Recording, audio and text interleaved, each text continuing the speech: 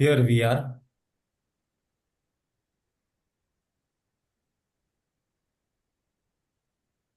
Every meridian has control measurement point. What are these control measurement point? You see, these points are having chi, like you can say they are like source point, kind of, or not rather source point, not in terms of Chinese wisdom. ऐसा नहीं, control measurement point एक ऐसा point है. It is such a point that anything happens in any organ related to that meridian or the tissue, whichever meridian is there, tissue meridian हो चाहे 12 regular meridian हो, on every meridian there is a control measurement point. And if the indicator drop is more than 20 at this point, what does it mean? हमारे पास तो machine नहीं है. So how shall we do? These points, if they are sensitive, if they are extra sensitive and painful, touch करके देखना है. आपके पास probe है, you have probe or any other thing, and if it is painful then you know कि उससे संबंधित जो भी ऑर्गन है, मेरिडियन है, या और any part, any small part of that particular organ. ऐसे मान लीजिए हार्ट है, पूरे हार्ट में गड़बड़ी है, या हार्ट मेरिडियन में गड़बड़ी है, या हार्ट के किसी पार्ट में, किसी वॉल्व में, किसी वॉल में, या उसके टिश्यू में, या उसके वेसल में, किसी भी प्रकार की कोई भी डिस्टरबेंस है, होम्योस्टेसिस डिस्टर्ब हो गई है, then there will be indicator drop at this point if you measure the resistance. Otherwise there will be extra pain होगा. ठीक. तो किस एनी ऑर्गन या होल ऑर्गन या any kind of pathological disturbance, माने आइदर ह्यूमरल डिस्टर्बेंस और cellular disturbance अगर है related to that particular organ and that meridian, then this CMP will be. तो एक तरह से ये पूरे मेरिडियन का, पूरे ऑर्गन का, उससे संबंधित सारे सिस्टम का खबर देता है if there is any disturbance. तो कैसा है ये? जैसे चाइनीज में हमारे पास क्या होता था, alarm points, mu front points and back shu points. याद है आपको? Do you remember alarm points? You must be knowing. Alarm points हम लोग होता था ना, मूव फ्रंट पॉइंट. हम्म. जैसे हार्ट, हार्ट का अलार्म पॉइंट क्या है? CV14. पेरिकार्डियम का क्या है? CV17. नहीं. Similarly this is a kind of alarm point. So anything, any pathological disturbance, चाहे वो एलर्जी हो, चाहे वो डिपोजिशन हो, चाहे वो पेनिट्रेशन वाला हो फेज, या डीजेनरेशन वाला फेज हो, any phase, this will give you to know that there is some disturbance, pathological disturbance हो या कुछ भी disturbance. ये हर मेरिडियन में एक CMP मिलेगा, control measurement point. Every meridian will have a CMP. Then this RP means a reference point. This also is more or less same thing, but this talks about functional disturbances, especially, not the structural disturbance. Reference points, they indicate the function of the organ or any part of the organ. So mostly the system, agar RP of heart is connected, then heart's function. नहीं. सो reference point किसका है देख के उसका function, valve का हो सकता है, हार्ट के वॉल्व का हो सकता है, lymph का हो सकता है. That means the function of that particular part of that particular organ or system. If they are not up to the mark, then this reference point will show you an indicator drop or extra pain, because if you don't have machine, then extra painful point. ठीक. Then comes partial summation measurement point. What does it mean? It means functional disturbance or some kind of ailments, but these points are such which does not talk about one particular organ. They talk about similar two or three organs together. If one of these points are painful, किसी meridian में पीएसएमपी पे indicator drop या pen है, extra pen है, तो उससे जो दो या तीन जो भी ऑर्गन संबंधित है उनमें कोई ना कोई गड़बड़ी आई हुई है, फंक्शनल मिस गड़बड़ी हो. राइट. अब फर्दर इसको और डिटेल में करेंगे, एग्जांपल भी देंगे अब आप. Then comes SMP, summation measurement point. This is related to a particular tissue. For example, अगर मान लो आर्टरीज की एसएमपी पे इंडिकेटर ड्रॉप है, आर्टरीज का एसएमपी कौन सा है? P9, pericardium 9. इफ पेरिकार्डियम 9 में इंडिकेटर ड्रॉप है, या if it there is an extra sensitivity,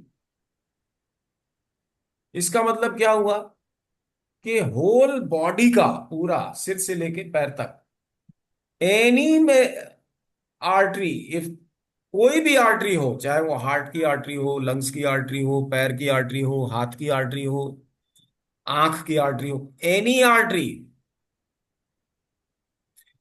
उसमें कहीं गड़बड़ हो गई पूरी बॉडी में, कहीं ब्लड का हो तो पूरे ब्लड में गड़बड़, बोन का हो, एसएमपी, सबका नहीं है, जिसका जिसका होगा, तो वो पूरे टिश्यू में कोई ना कोई गड़बड़ी हो गई. वो पूरे बॉडी में टिश्यू है, स्किन पूरे बॉडी में है, बोन पूरे बॉडी में है, एडिपोज पूरे बॉडी में है, नहीं, ब्लड वेसल्स पूरे बॉडी में है, मसल्स पूरे बॉडी में है. तो इनका अगर एसएमपी आपने देख लिया, if you check the SMP and find then there is something wrong with the muscle or something wrong, ये पता लग जाता है. SMP is therefore a very very important point which talks about whole body and mind. में physical कोई गड़बड़ी आ गई तो दिखता है. तो पीएसएमपी और एसएमपी में मतलब समझ में आ रहा है क्या डिफरेंस है? एसएमपी एक टिश्यू की बात करता है और पीएसएमपी क्या करता है? वो दो या तीन, हाँ, एक साथ में. तो वो पार्शली इसका भी हो सकता है, उसका भी हो सकता है, इसका भी हो सकता है, उसका भी हो सकता है, ऐसा. Then comes MP, measurement point. ये सिंपल पॉइंट है ना? तो same disease can show you many measurement points. एक ही डिजीज एक ही ऑर्गन के लिए बहुत से मेजरमेंट पॉइंट हो सकते हैं, सब मिला के काम कर सकता है ना? तो सीएमपी अगर आपने देख लिया, उसके बाद जितने मेजरमेंट पॉइंट उस मेरिडियन में मिलते हैं उन सबको ट्रीट कर दिया, या उनमें केवल सीएमपी को ट्रीट किया, तब भी बहुत से मेजरमेंट पॉइंट पर इंडिकेटर ड्रॉप अपने आप खत्म हो जाएगा. Only CMP can treat a lot of things. केवल एक सीएमपी को ट्रीट कर देने से बहुत सी बातें अपने आप ठीक हो जाती हैं. तो सिंगल पॉइंट प्रॉब्लम अगर आपको ट्रीटमेंट करनी है, किसी को बताना है, केवल tell them only CMP, CMP से काम चल जाएगा. और मेजरमेंट पॉइंट तो आपको अलग अलग भाग के मिलेंगे, कहाँ का मेजरमेंट पॉइंट, किस ऑर्गन में क्या खराबी आई, तो तुरंत ठीक हो जाता है. अगर कंट्रोल मेजरमेंट पॉइंट अकेला काफी है, लेकिन कंट्रोल मेजरमेंट पॉइंट के साथ if you do MP, the treatment becomes stronger and more versatile. Then comes S C P. Full form is serous membrane coating point. ये सेरस मेम्ब्रेन क्या होता है?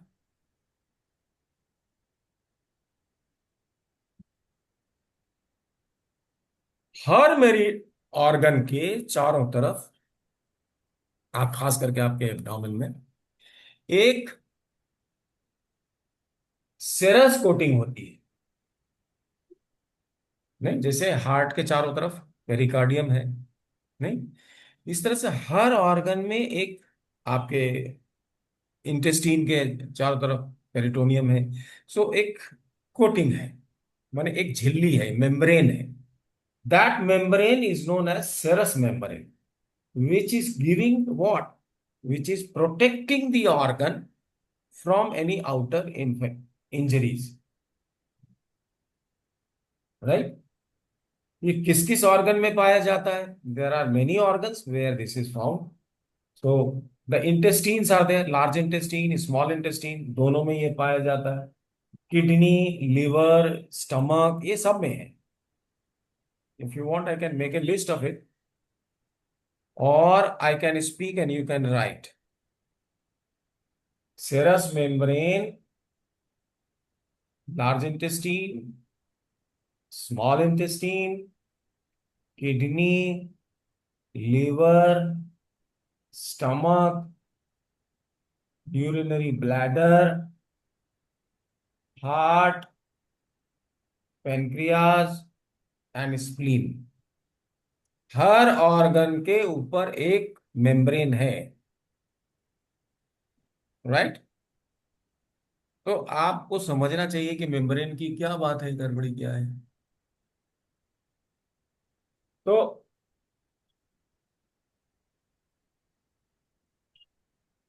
कभी कभी क्या होता है, because of the pH change, और because of the temperature change, because of the allergy, long allergy, chronic energy, these membranes are getting attacked by some kind of microorganisms, or maybe acid, or maybe alkali, and because of that this membrane gets starts getting damaged। तो जो thickness है membrane की वो कम होने लगती है, और उसमें इंजरी हो जाती है। सो स्पेशली जब इंजरी हो जाती है तो क्या होता है, अल्सर्स हो जाते हैं। क्या हो जाता है? अल्सर्स हो जाते हैं। तो any kind of ulcer, ulcer समझते हैं ना सब लोग? All of you know what is ulcer? जैसे अल्सरेटिव कोलाइटिस हो जाए, अल्सर है ना, तो हम लोग क्या कहते हैं, अल्सर हो गया, उसमें से घाव हो गया उसमें, नहीं, some kind of injury, some kind of wound, because either infection or injury पड़ी रह गई untreated, then also this ulcer continues. तो ये सब किस में होता है? ये सब होता है सेरस मेम्ब्रेन में। ये सेरस मेम्ब्रेन किन ऑर्गन्स में है, हमने आपको बताया। This is in large intestine, small intestine, kidney, liver, stomach, urinary bladder, heart, pancreas and spleen. ठीक, इन सब में अगर अल्सर हो जाए कहीं, तो बहुत पेन, अल्सर का बहुत पेन होता है, इट्स वेरी पेनफुल। ऐसे केसेस में इस इन पॉइंटों से हम इलाज कर लेते हैं।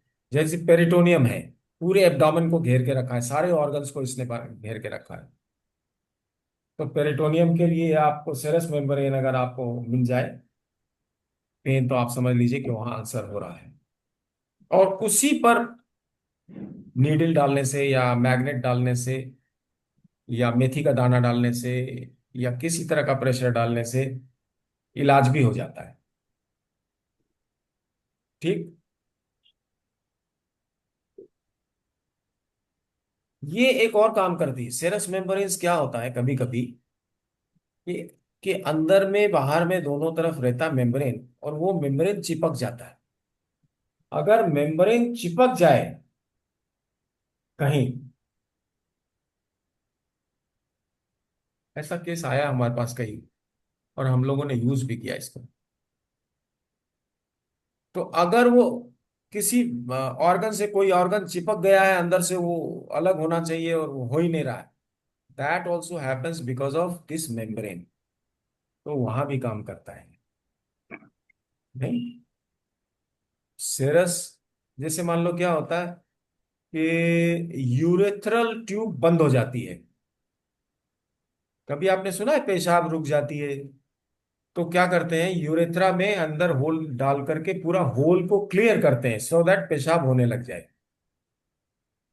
ऐसे केसेस में सेरस कोटिंग मेम्ब्रेन का जो सेरस मेम्ब्रेन का कोटिंग का पॉइंट है, if that is treated, for example urinary bladder का अगर serous coating point, membrane coating point को यूज करें, तो it will give you help in, जो चिपकन हो गई ना यूरेथ्रा आपस में चिपक करके बंद हो जाती है, तो पेशाब नहीं आ पाता। ये कब होता है? ये जब प्रोस्टेट वगैरह एनलार्ज होते हुए और अनट्रीटेड रह जाता है, तो ऐसा होता है पुरुषों में, महिलाओं में भी होता है। यूरेथ्रा छोटा होता है उनका, लेकिन उसमें भी हो जाता है। इसी तरह से कहीं भी कोई भी ऑर्गन का मेम्ब्रेन अगर चिपक जाए, if they get stuck, if they get joint adhesion, जिसको कहते हैं adhesion, so then this can help. उसमें ऑर्गन में भी पेन होता है, there is pain in the organ, और एधेशन भी होता है, तो एधेशन भी निकलेगा और पेन भी कम हो जाएगा। Then comes AIP। इसका पूरा नाम क्या है? Autonomic innervation point. इनर्वेशन का कल हमने आपको मतलब बताया था, मतलब जहां तक नर्व जा रही। अब नर्व का जाल पूरे सिर से लेके पैर तक है, एवरीवेयर देयर आर नर्व्स, है ना? तो बिना नर्व का कोई ऑर्गन कोई काम ही नहीं कर सकता, unless there is nerve innervation in the lungs, in the heart, in the hand, in the neck, in the eyes.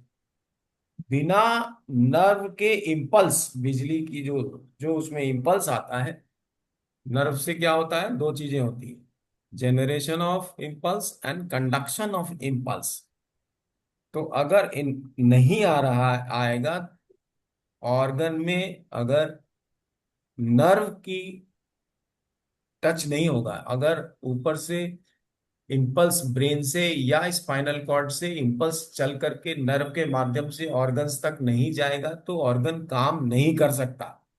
Any function is possible only because of nerves. Nervous system is one of the most important systems in the body, क्योंकि सारा function nerve से होता है। ठीक, उसके लिए एक point, हर organ का एक ऑटोनॉमिक इनर्वेशन। ऑटोनॉमिक आप समझ रहे हैं? नहीं, ऑटोनॉमिक में सिंपैथेटिक नर्व्स एंड पैरासिम्पैथेटिक, माने पेरिफेरल नर्व्स, जो अपने आप काम करता है, अपने आप चलता है, वो भी है। वॉलेंट्री भी आता है इसमें, इनवॉलेंट्री भी आता है।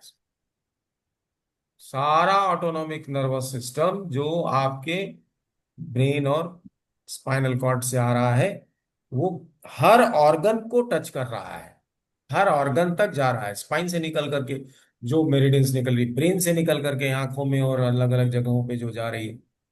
नहीं, 12 cranial nerves and there are 31 pairs of peripheral nerves coming out of spinal cord।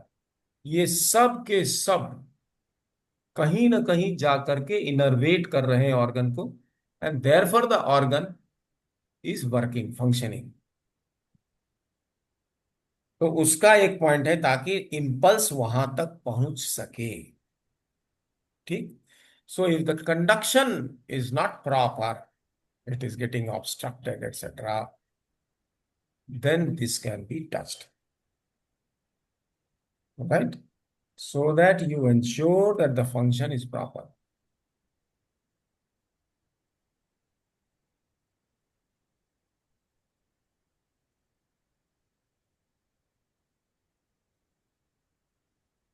तो ब्रेन और स्पाइनल कॉर्ड से संबंधित जितने भी नर्व्स हैं, वो सब इन्हीं दोनों से संबंधित है, बिकॉज सबसे बड़ा जो सेंटर है नर्व्स का, वो कौन है?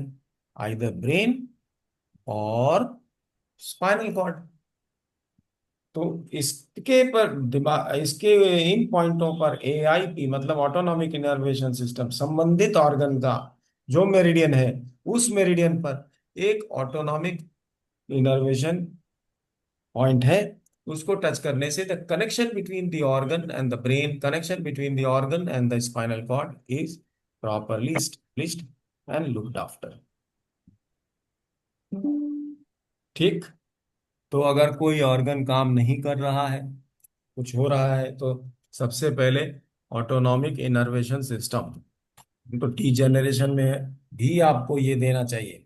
डीजेनरेशन जब भी हो जाए, जब फंक्शन कम करने लग जाए, चाहे किडनी हो, चाहे लिवर हो, चाहे लंग्स हो, ऑटोनॉमिक इनर्वेशन पॉइंट पर सबसे पहले पॉइंट डाल करके देख लेना चाहिए, उसी से कई बार ठीक हो जाता है।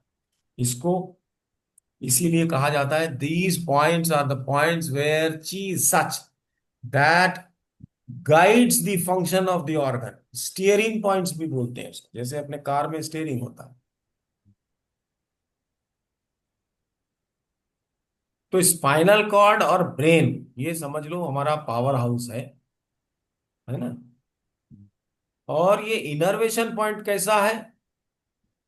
वो पावर हाउस से निकल करके, जहां जैसे बिजली आती है ना, पावर हाउस से निकल करके हमारे गली मोहल्लों में आ जाती है, कैसे आती है?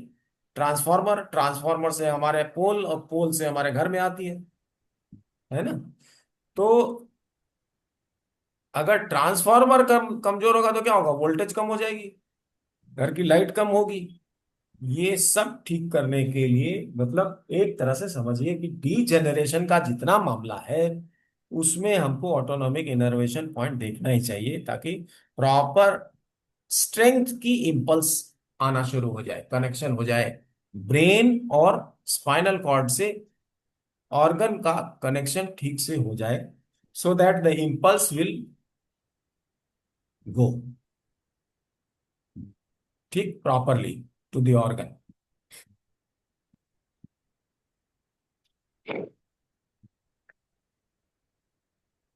अगर ये ठीक से संबंध ना हो, if it is not connected, then you lose control also. तो अगर कंट्रोल लूज हो रहा है, पैर का, हाथ का, आंख का, उस समय भी ये autonomic innervation points should be used.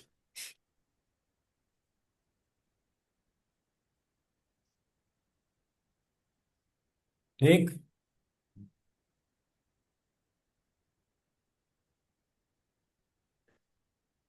उसके बाद एक पॉइंट है L D P, this is lymphatic drainage point. Lymph में हम लोग काफी बात कर चुके हैं। हर मेरिडियन पर एक एलडीपी है। तो हर ऑर्गन से संबंधित लिम्फ है, हर हर पॉइंट से संबंधित, हर ऑर्गन और ऑर्गन के पार्ट से संबंधित जो लिम्फ है, उनका those lymphatic points are there on that particular meridian. Every meridian, in fact, even the Chinese meridian, they will have all these points. So LDP मिलता है so that you activate the lymph. Activation of lymph में क्या है? lymph क्या करता है? lymph will protect, first thing, because white blood cells are there. Plus cleaning, that is also lymphatic system. So most important thing job is cleaning. तो lymphatic drainage system, वो lymph में जो चीज अगर कोई डिपॉजिट होने लग गई, if you keep on treating the lymphatic drainage point, then slowly that deposit will go. ये सब ह्यूमरल स्टेज की, आप समझते हैं ह्यूमरल स्टेज की डिजीज है। ह्यूमर कहते हैं फ्लूइड्स को। ह्यूमर किसे कहते हैं? फ्लूइड्स को। हम्म। तो हमारा शरीर जो बना है, वो 70% करीब हमारा शरीर जो है पानी से बना हुआ है, फ्लूइड से सब। ठीक है। और फ्लूइड्स में गड़बड़ी हो जाए तो बहुत सी गड़बड़ी हो जाती है, नहीं, पोषण कम मिलना हो जाता है, सब कुछ गड़बड़ होता है, सो डिहाइड्रेशन टाइप ऑफ। उस केस में ये सारा आपको मेजरमेंट पॉइंट, रेफरेंस पॉइंट और लिम्फेटिक ड्रेनेज पॉइंट ये काम करेगा डिपोजिशन फेज तक। और जब इम्प्रेग्नेशन फेज जब चालू हो जाता है, मतलब सेल में जाना लग जाता है टॉक्सिन वगैरह, देन दिक्कत होती है। और उस समय आपको समेशन मेजरमेंट पॉइंट, सीएमपी और रेफरेंस पॉइंट का काम होता है। ठीक। इस तरह से ये इंपॉर्टेंट पॉइंट्स हैं। मैं आपको ये बताना चाहता हूं कि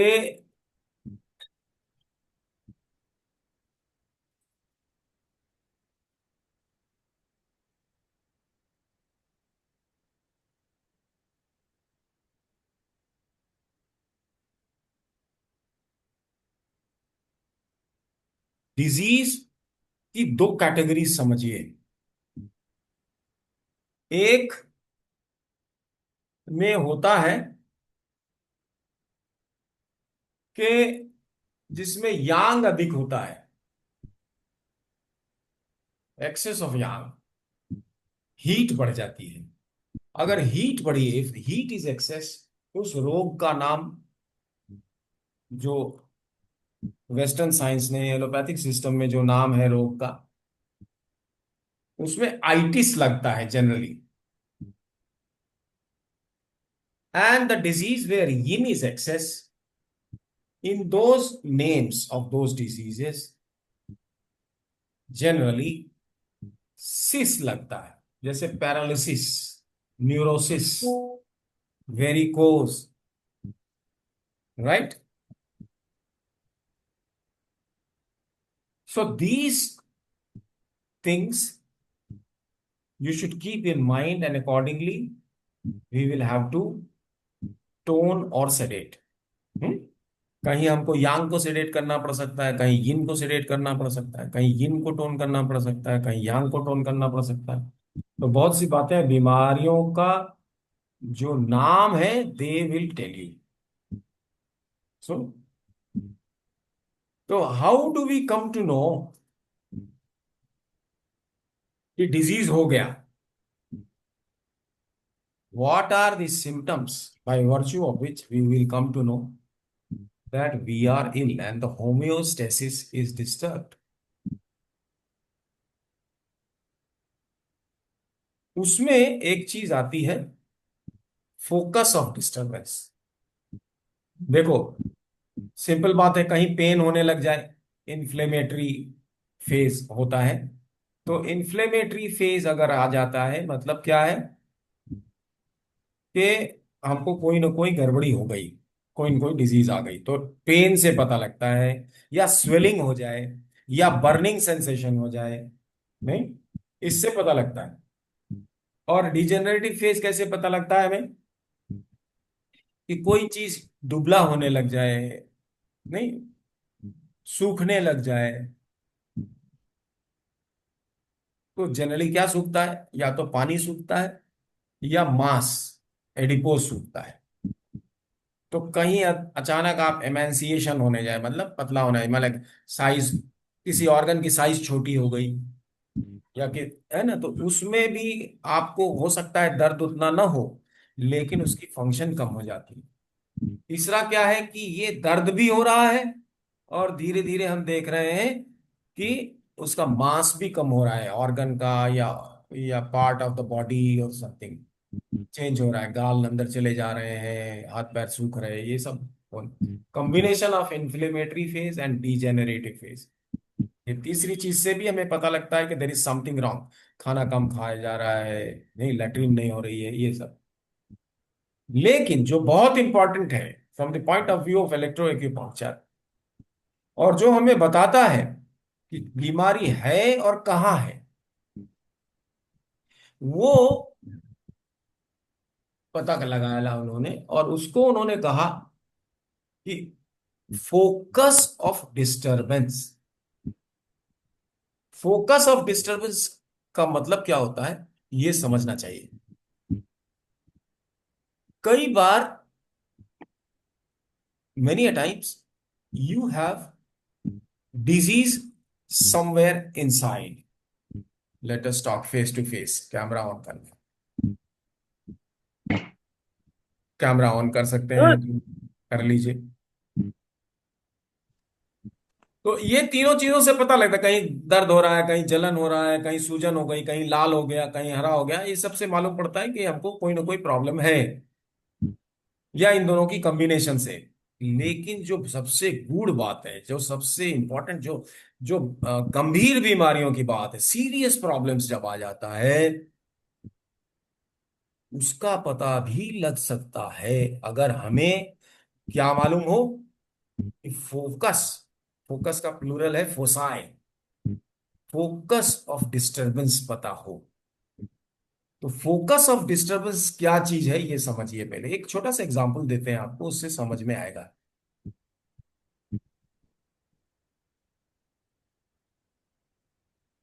राइट शोल्डर में अगर पेन हो रहा हो तो अंदर कहते हैं कि enlargement of liver, fatty liver हो जाने से राइट शोल्डर पेन, इसको रेफरेंस पेन भी कहा जाता है। लेफ्ट शोल्डर में पेन होने लगे या जॉज में पेन होने लगे तो हम क्या कहते हैं? हार्ट की सर्कुलेशन में प्रॉब्लम है। There is problem in the circulatory system of the heart. ये सुना होगा आपने, ये इसलिए मैं बोल रहा हूं, ये कॉमन है। लेकिन इसके अलावा जो चीज हम लोगों ने नहीं सुनी है वो सीखने को यहां मिल रहा है। क्या मिल रहा है? फोसाई। फोसाई क्या क्या है? इलेक्ट्रो एक्यूपंक्चर में ये सारे फोसाई और उनकी ट्रीटमेंट और उससे संबंधित ऑर्गन की ट्रीटमेंट, ये सब डॉक्टर वॉल के इस ज्ञान से हमें करने का मौका मिलता है। We if we understand really, तो फोसाई आप समझ रहे हैं, कहीं प्रॉब्लम कहीं है, पेन कहीं होगा दूर, राइट?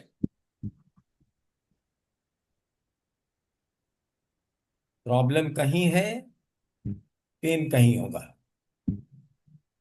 समझ में आ रही बात?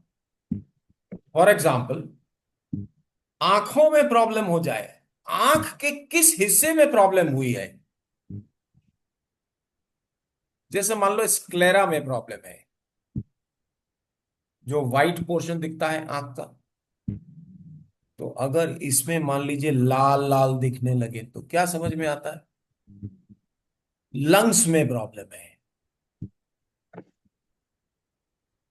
इसी तरह आइरिस में प्रॉब्लम हो जाए, आइरिस के 12 टुकड़े कर दिए, 12, पूरा आइरिस मतलब काला वाला जो आपका आंख में है, कहाँ?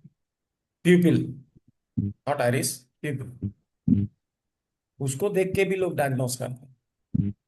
ये सब फोसाई कहलाते हैं, डिस्टल फोसाई।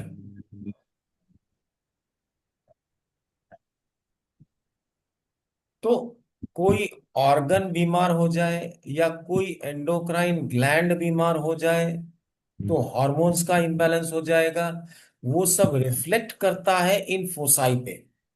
तो सारे फोसाई तो हम नहीं पढ़ेंगे, we are not going to be the doctors, but what is important for us as acupuncturist that we can easily notice, for which we do not require much of speciality, वो foci कौन कौन से हैं वो हम check कर सकते हैं। फोसाई बहुत से हैं, इसमें एक लिस्ट बनी हुई है। Eyes, ears, tonsils, eyes, ears, tonsils, nose and sinus. Sinus है यहाँ सारे, 5 साइनस हैं, 5 टॉन्सिल है, टीथ एंड जॉ। आपके दांत, 32 दांत है ना, 16 ऊपर और 16 नीचे। हर दांत एक ऑर्गन से कनेक्टेड है। दांतों में कोई प्रॉब्लम हो रही है, उसका कलर चेंज हो गया, दांत टूट गया, दांतों में दर्द हो गया, वहां मसूड़े में स्वेलिंग हो गई, all this tells you that you have certain problem in a certain organ, right? तो दांत का भी इलाज करिए और उससे संबंधित ऑर्गन का भी इलाज करिए, so that you get fast and long lasting results. तो इस तरह के फोसाई डॉक्टर वॉल ने काफी चर्चा किया और उन्होंने बताया जो फोसाई है। तो कहीं किसी किस टॉन्सिल में प्रॉब्लम है, पेलेंटाइन टॉन्सिल में प्रॉब्लम है या कौन से टॉन्सिल में, किस साइनस में प्रॉब्लम है, उससे पता लगता है कि कहाँ कहाँ प्रॉब्लम हो सकती है। उन्होंने कहा कि ये जो है साइनस का ट्रीटमेंट तो कर रहे हैं आप, साथ में वो ऑर्गन की ट्रीटमेंट कर दें तो और अच्छा हो जाता है, और इसकी ट्रीटमेंट करने से ऑर्गन भी ट्रीट हो जाता है। तो जितनी चीजें अपियर होती हैं, हमारे टॉन्सिल में प्रॉब्लम हो गया, वास्तव में टॉन्सिल में प्रॉब्लम हुआ है। किस टॉन्सिल में प्रॉब्लम हुआ है? 5 टॉन्सिल है, उससे कौन सा ऑर्गन संबंधित है, वो प्रॉब्लम वहां है। और टॉन्सिल का पेन आप बता रहे हैं, निगल नहीं पा रहे हैं, ये कर रहे हैं। तो this is known as foci. इसको क्या कहते हैं? Focus. Focus of disturbance. Disturbance कहीं है। कैसा डिस्टरबेंस है? ह्यूमरल हो सकता है या सेलुलर हो सकता है। ह्यूमरल है तो आराम है, ठीक है। लेकिन अगर सेलुलर हुआ और आपने नहीं दिया ध्यान पहले शुरू में, तो फोकस का ध्यान तुरंत अगर दे देंगे तो ह्यूमरल फेज में सारी चीजें ठीक हो जाती हैं।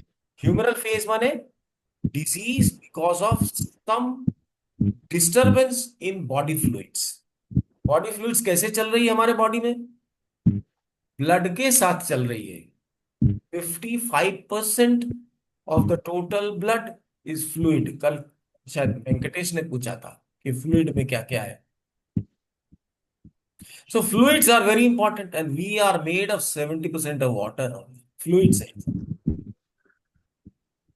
वहां पर प्रॉब्लम है। कैसी प्रॉब्लम हो सकती है? एक्सक्रीट ना हो रहा हो, या कुछ ऐसी चीज हो गई हो वॉल्स में जिसमें फ्लूइड भरा हुआ है, वहां का एटमॉस्फेयर ऐसा हो गया है कि वहां टेम्परेचर बढ़ गया है, एसिडिटी बढ़ जाए, या प्रेशर बढ़ जाए। This is called allergy reaction. तो एलर्जिक मेरिडियन है हमारे पास, नहीं? ठीक। तो और या अगर कहीं डिपोजिशन होने लग जाए, नहीं, तो हम ये इलेक्ट्रो एक्यूपंक्चर वाले पॉइंट्स यूज करके हम उसको ठीक कर सकते। तो ये फोसाई को हमें ध्यान रखना चाहिए। सबसे इंपॉर्टेंट फोसाई कौन सा है? दांत, teeth, जो हम लोग देखते हैं। लेकिन टॉन्सिल्स और साइनस, ये भी डॉक्टर के पास से रिपोर्ट लेके आता है। आपको अगर नहीं भी मालूम है, रिपोर्ट लेके आया, वो रिपोर्ट में देखिए आप क्या बता रहा हो, कौन से साइनस में प्रॉब्लम है, कौन से टॉन्सिल में प्रॉब्लम है। अपनी किताब खोलिए और आप देखिए कि उसका इलाज कैसे कर सकते हैं डॉक्टर वॉल से। सबका इलाज, हर टॉन्सिल हर साइनस का इलाज डॉक्टर वॉल ने दिया है। We will discuss that. हम लोग वो पॉइंट्स को देखेंगे, उसकी लोकेशन देखेंगे, समझेंगे, और अगर हमने यूज कर लिया तो हमें याद भी रहेगा। हम केवल बता देंगे, दिखा देंगे, उससे याद नहीं होगा। You will not be able to remember it. But once और twice if you use it by opening the book. So never be shy of opening the book in front of your patients. आप patient के सामने भी book खोल के, chart खोल के देख सकते। चार्ट भी हम पोस्ट करते रहेंगे आपको। और आपको दो किताब हम लोगों ने भेजी है, आपके ग्रुप में गया है। द टू बुक्स मिला हुआ है ना? Treatise 4 and treatise 5। There all the 12 meridians are there covered. तो एसोफेगस में एक प्रॉब्लम हो जाती है। एसोफेगस में धीरे धीरे कैंसर, बहुत से लोगों को देखोगे आप, गले में कैंसर हो जाता है, खाने की नली में कैंसर हो जाता है। अगर शुरू में ही आपको पता लग जाए, नहीं चिपक गया, तो सेरस कोटिंग वाला यूज कर लीजिए, लिम्फ वाला यूज कर लीजिए। ये दो पॉइंट अगर लगाते रहिए, साथ में कंट्रोल मेजरमेंट पॉइंट लगाते रहिए, तो वो स्टेज नहीं आएगी कि जहां से नो रिटर्न हो जाएगा। सिंपल पॉइंट है, कंट्रोल मेजरमेंट पॉइंट एक ही है। तो खाने के नली में स्टमक की मेरिडियन पकड़ो, ठीक है ना?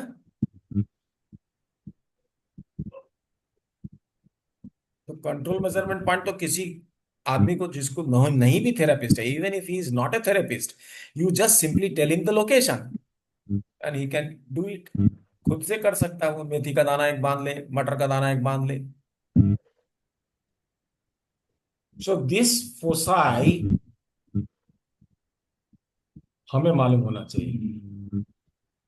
ये फोसाई, ये फोकस, क्योंकि दांत दोनों तरफ है, लेफ्ट एंड राइट, ऊपर और नीचे, आंख दोनों तरफ है, कान दोनों तरफ है, ये सब फोसाई है।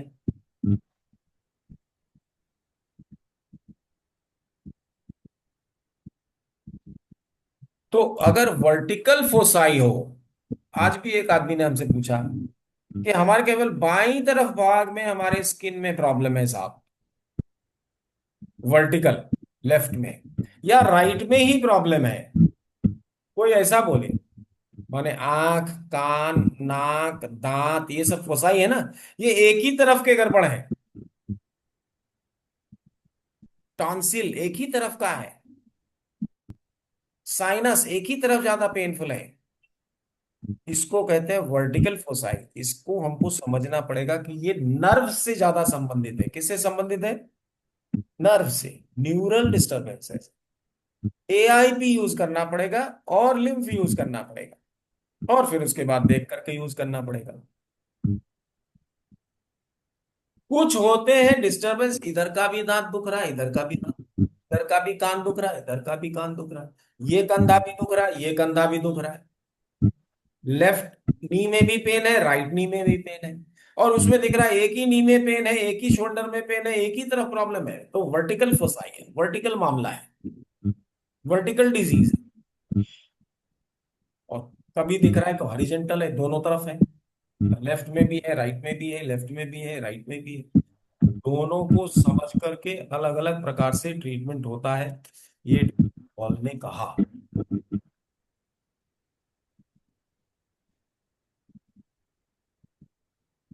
और जब ये क्रॉनिक प्रॉब्लम हो जाती है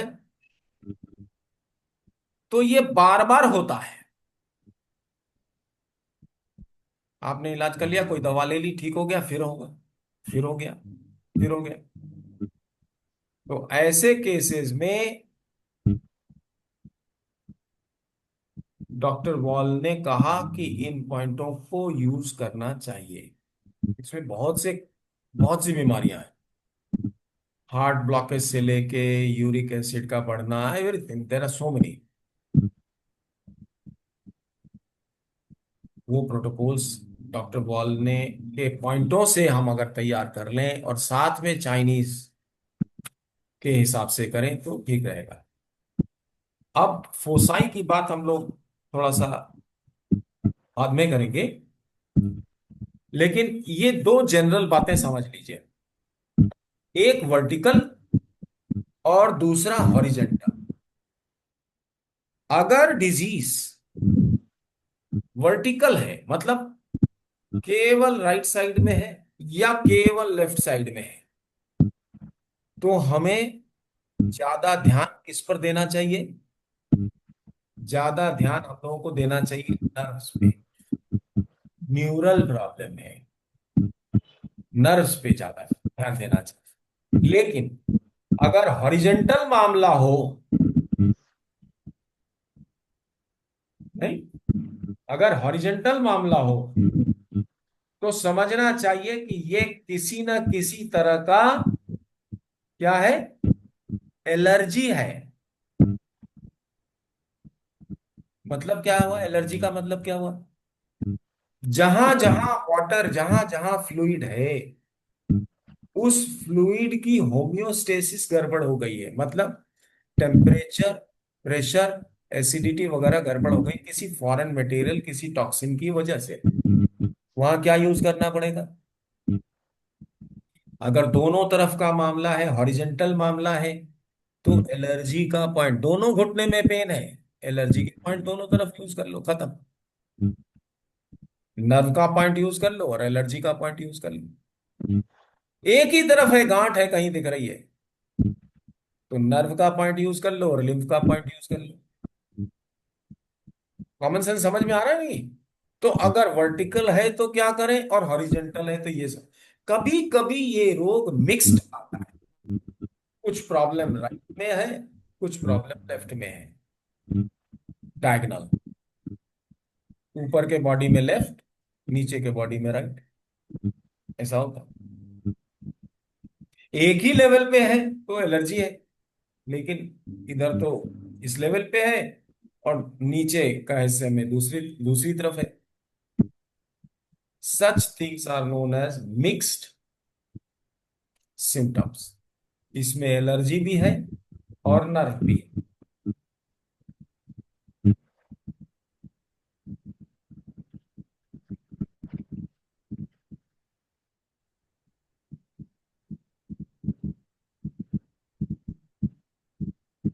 तो हम लोगों को देखना चाहिए दांतों की जो बात है, टीथ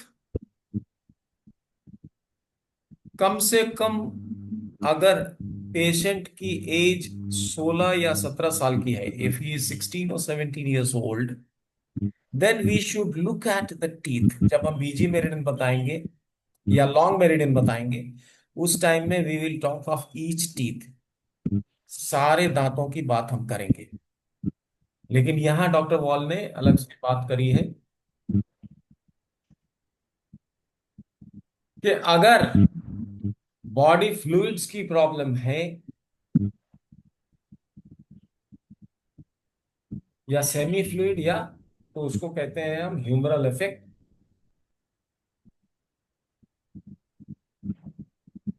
और उसमें हो सकता है कि तीन बातें हो सकती है। क्या हो सकता है? आइदर ब्लड वेसल्स और लिम्फेटिक वेसल्स और एंडोक्राइनल। तो लिक्विड के लिए तीन ही जगह है जहां पर हमें इलाज करना चाहिए। तो उन्होंने हार्मोन्स, हार्मोनल के लिए उन्होंने बताया मेरिडियन, ट्रिपल वार्म मेरिडियन है। और लिम्फेटिक मेरिडियन के लिए बोला स्प्लीन मेरिडियन है। और ब्लड वेसल्स के लिए बोला हार्ट मेरिडियन है और पेरिकार्डियन मेरिडियन है, खास करके सर्कुलेटरी सिस्टम के। उसकी इलाज करते हैं। उसमें केवल कंट्रोल मेजरमेंट पॉइंट भी अगर आप दे दें तो काम होता है। और अगर वर्टिकल में मामला है तो आपको नर्व एआईपी देना चाहिए, एआईपी और लिम्फ वाला देना चाहिए पॉइंट। तो लिम्फ का दो हम लोग अभी देखेंगे कि कैसे। मोस्ट इंपॉर्टेंट थिंग इज, सबसे ज्यादा इंपॉर्टेंट जो लिम्फेटिक ग्लैंड है वो स्प्लीन है। SP1 is related to the upper portion of the body and SP2 is related to the lower portion of the body। ये दो ही पॉइंट उन्होंने बताए। लेकिन हमारी जो एक्सपीरियंस है उसमें पूरे जो पांचों पॉइंट हैं we should take of that. नहीं तो वो हम लोग जब करेंगे, चाइनीज करेंगे विजडम, तब उस समय ये बातें आएंगी।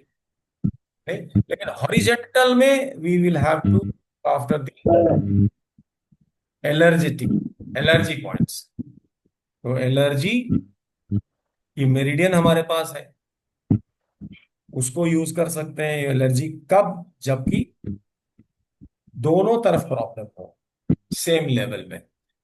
और मिक्स्ड में तो फिर दोनों की यूज करनी पड़ेगी। इस तरह से ये बातें हमको फोसाई की थोड़ी बहुत जानकारी हुई और हम लोग इसको देखेंगे, खास करके दांत, टॉन्सिल, साइनस और appearance of the disease. If it is vertical, we should give more importance to treating the nerves.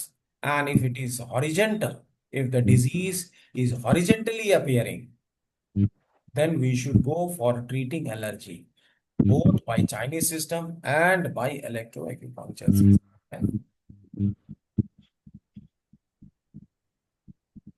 ये पॉइंट्स जितने मेरिडियन है, अभी मेरिडियन की हम लोग देखेंगे, पूरा पाथवे देखेंगे।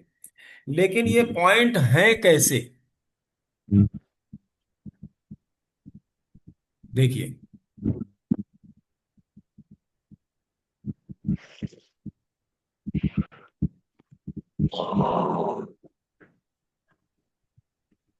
ये दिख रहा है कि बड़ा करें? थोड़ा इंक्रीज द साइज।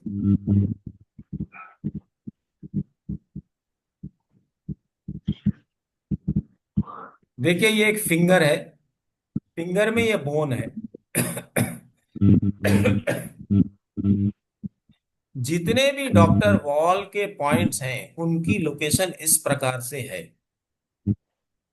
आप अपनी एक फिंगर देखिए, इंडेक्स फिंगर ले लीजिए। तो यहाँ पे भी पॉइंट हो सकता है, यहाँ पे ये दोनों इस, देखो ये यहाँ देखो, ये पॉइंट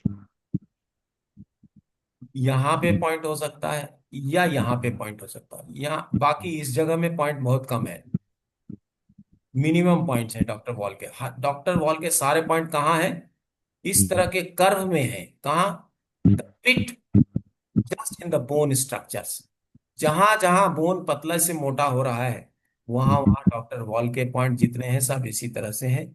और यिन यांग बॉर्डर के पास है, यिन यांग बॉर्डर के पास है। और इन पिट्स में है, यहां भी हो सकता है, यहां भी है। यहाँ भी एक नंबर का पॉइंट यहाँ रहता है, देखिए। यहां देखिए, ये देखिए कैसे है ये। यहां पर है एक पॉइंट, फिर यहां पे भी है एक पॉइंट, फिर यहां पे है, यहां पे है।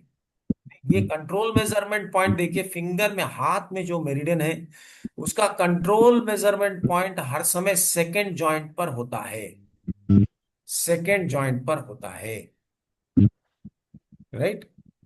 और जो पॉइंट लिम्फ का होता है, वो पॉइंट फर्स्ट जॉइंट में ऊपर होता है। तो लिम्फ का पॉइंट हर मेरिडियन पर बिल्कुल डिस्टल जॉइंट के पास आपको मिल जाता है। और ऑटोनॉमिक इनर्वेशन सिस्टम, जो सिंपैथेटिक पैरासिम्पैथेटिक नर्व्स के पॉइंट मिलेंगे, वो कहाँ मिलेगा? फर्स्ट जॉइंट में नीचे की तरफ, कलाई की तरफ। इसको ध्यान से देखिए, यहां पर ये साइन बने हुए हैं, सारे मेरिडियन में इसी तरह से है, सारे मेरिडियन में इसी तरह से है। और सिंपल मेजरमेंट पॉइंट अगर आप देखें, तो वो मेजरमेंट पॉइंट देखो, एक यहाँ है, यहाँ है, यहाँ है, और यहाँ है, ठीक। और सेरस कोटिंग पॉइंट यहाँ है हमेशा। तो लिम्फेटिक पॉइंट यहाँ, ऑटोनॉमिक नर्वस पॉइंट सिस्टम का पॉइंट यहाँ, और सबसे बड़ी बात है कंट्रोल मेजरमेंट पॉइंट यहाँ होगा, यहाँ होगा, यहाँ होगा, यहाँ होगा, यहाँ होगा, यहाँ होगा। खाली हार्ट में थोड़ी सी दिक्कत है, हार्ट में यहाँ नहीं है, यहाँ है, लेकिन सब में सेकेंड जॉइंट पर है, accepting for heart which is not on the upper side, distal side, it is with the proximal side, इस नॉच में है। बाकी सारे मेरिडियन में सारे कंट्रोल पॉइंट यहाँ है। तो अगर आप सारे कंट्रोल पॉइंट को एक बार या दो बार आप दिन में दबाते रहते हो, तो most of the tissues will be all right. तो आपको ये मालूम पड़ रहा है कि पॉइंट्स कहाँ हैं, किस तरह से प्लेस्ड हैं। सारे मेरिडियन में हम इसी तरह से पॉइंट खोजेंगे। हम हो सकता है कि एक प्रैक्टिकल भी करेंगे इसके लिए, कुछ एक मेरिडियन को लेके। आपने ये देखा, पता नहीं देखा कि नहीं देखा। What is camera is on, I don't know.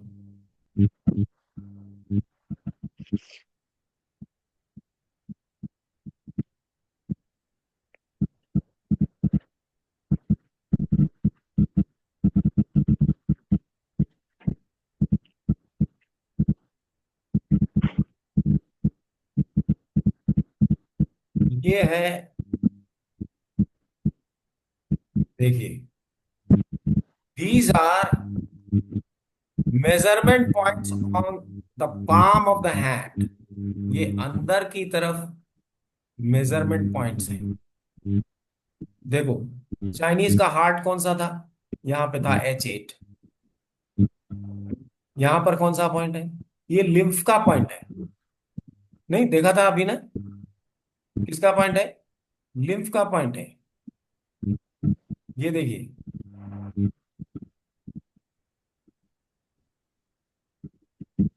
ये कौन सा पॉइंट है? सेरस कोटिंग। लिम्फ का पॉइंट कहाँ है? यहाँ है। नहीं, ये क्या है? ये ऑटोनॉमिक नर्वस, ये है लिम्फ का पॉइंट, लिम्फेटिक ड्रेनेज, ठीक। तो यहाँ जो H8A बता रहा है, this is not the heart point, लेकिन यहाँ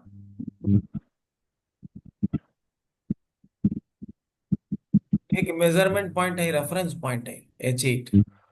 और ये कनेक्टेड है मिट्रल वाल्व से, ये हम लोग पढ़ेंगे। We will see each meridian, we will C.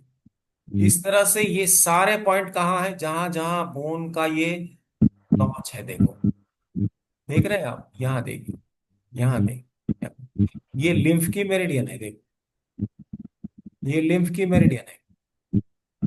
Lymph one यहाँ है, कहाँ है? या अंगूठे में पामर साइड में जाइए, अंदर की साइड। यहां पर क्या कहा था उन्होंने कि LU11 है। उन्होंने क्या कहा कि LU11 नहीं है, क्या है ये? लिम्फ वन है, राइट।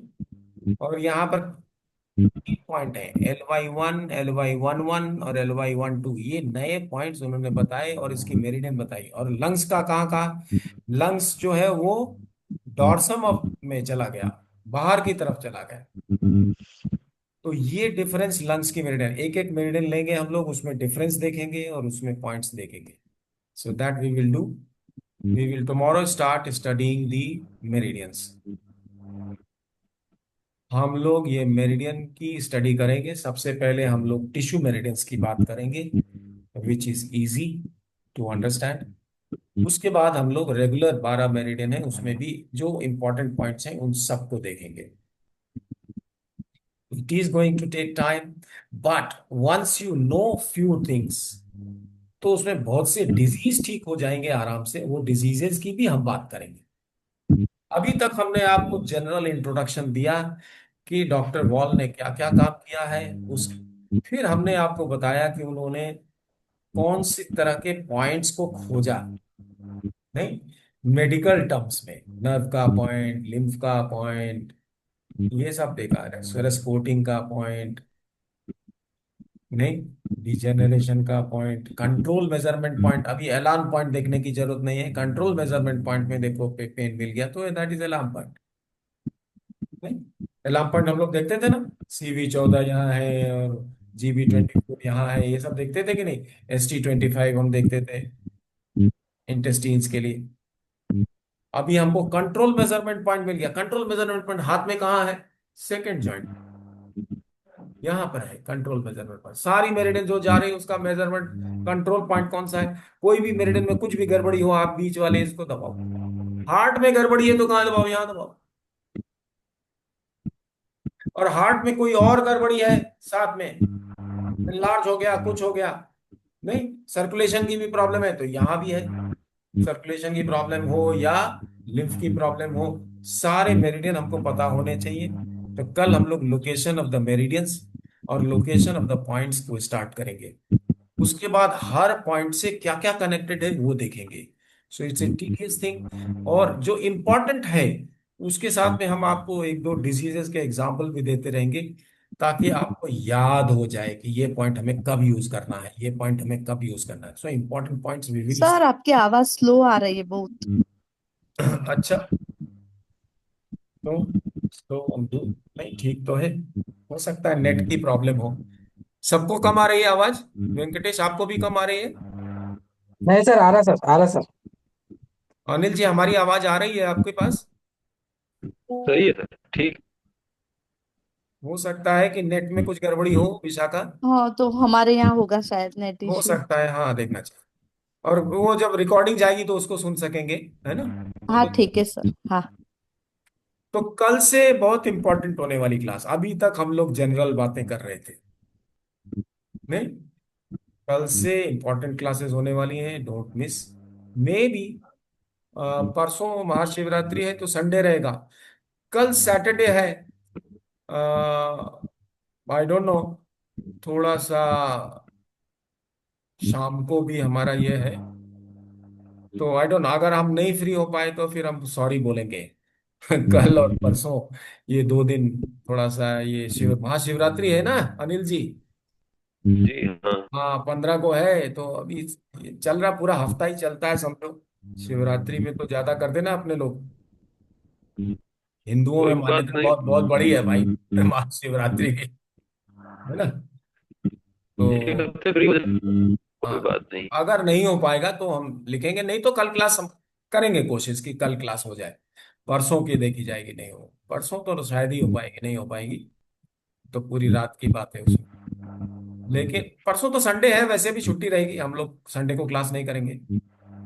तो सैटरडे को भी हाँ। पहले नहीं करते थे, लेकिन देख, क्योंकि इस हफ्ते में एक क्लास मिस हुई है, इसलिए हम चाहते हैं सैटरडे को करने। देखते हैं कल अगर क्लास होगी तो ठीक है, अगर नहीं होगी तो आई विल इन्फॉर्म। अगर हमने इन्फॉर्म नहीं किया तो आपको आना है। ओके, तो आज की बात इतनी ही बस है। कल से we are going to trace meridian by meridian, और हर मेरिडियन को लेंगे और उसके पॉइंट्स को देखेंगे, पॉइंट्स के बारे में हम लोग जानकारी करेंगे।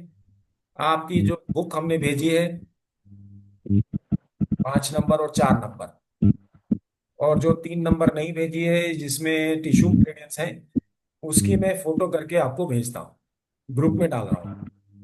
ये इसकी चलेगा? हार्ड कॉपी इलाहाबाद में मिल सकती है? हाँ मिलेगी, क्यों नहीं मिलेगी, बिल्कुल मिलेगा। जी। आप, हम आपको जो भेजेंगे उसी को प्रिंट आउट निकाल लीजिए, तो हार्ड कॉपी वो भी ऐसे ही फोटो कॉपी दे रहेंगे, देंगे ना, कहाँ ओरिजिनल। हाँ, अच्छा, सब ठीक। फोटो कॉपी ही चल रही भाई डॉक्टर बॉल की, है ना। उसको उन्होंने प्रिंट कराया बुक में, तो बुक मिल जाएगी आपको, बुक ले लेंगे तो उसमें कुछ डिस्क्रिप्शन भी मिलेगा, अच्छा रहेगा। लेकिन 2 किताब तो हम भेज चुके हैं आपको, पार्ट हाँ, नंबर ठीक। 4 एंड पार्ट नंबर 5, केवल 3 नंबर की किताब मंगानी है आपको। ठीक है।